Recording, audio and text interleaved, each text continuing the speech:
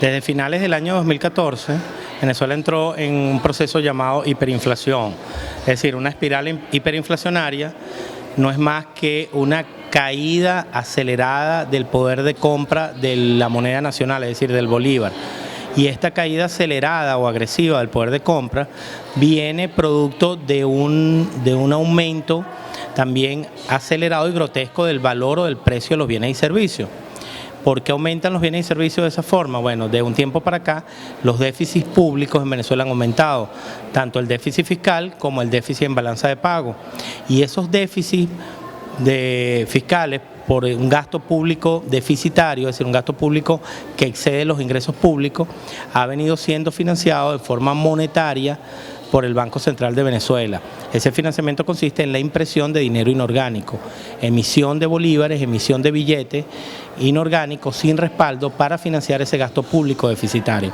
En la medida que el Banco Central de Venezuela ha venido incrementando la masa monetaria e imprimiendo más bolívares e inyectándolos a la economía para financiar esos déficits públicos, en esa misma medida se ha venido acelerando la tasa de inflación. La mayoría de las firmas de análisis económico coinciden en que Venezuela va a tener este año 3 dígitos de inflación, una inflación que puede estar entre el 160 al 180% de inflación anual durante el año 2015.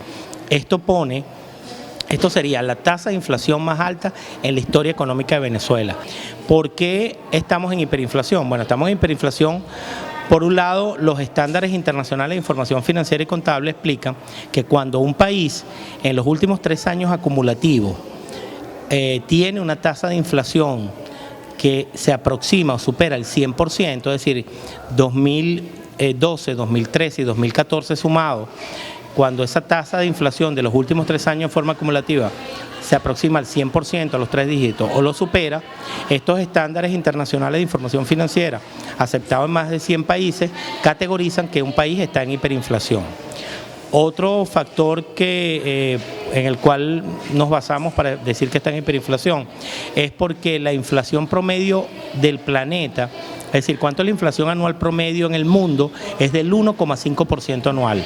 Si Venezuela cerrase este año con una inflación entre el 160 y el 180% anual y dividimos eso entre 1,5%, que es la inflación promedio del mundo, quiere decir que Venezuela tendría una tasa 120, 130 veces por encima del promedio mundial.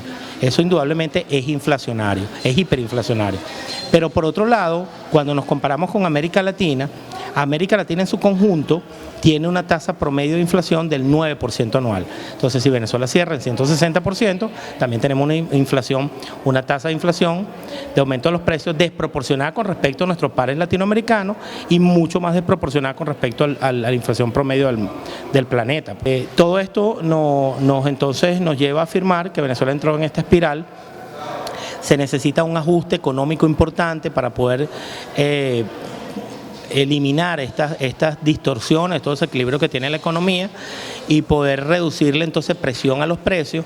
Además de eso, Venezuela tiene problemas productivos importantes, no se está produciendo, no hay una oferta, un aumento de la oferta de bienes y servicios. Entonces, cuando combinas cada día más bolívares, cada día persiguiendo menos bienes y servicios, entonces los precios también aumentan de una forma más importante. Es necesario que Venezuela entre en lo que se llama un plan de estabilización. Un plan de estabilización no es más que un programa integral de ajustes fiscales, monetarios, incentivos productivos y poner el país a producir para poder entonces quitarle presión a la devaluación del bolívar y quitarle presión también a la pérdida y la caída de los salarios reales del venezolano y de los trabajadores.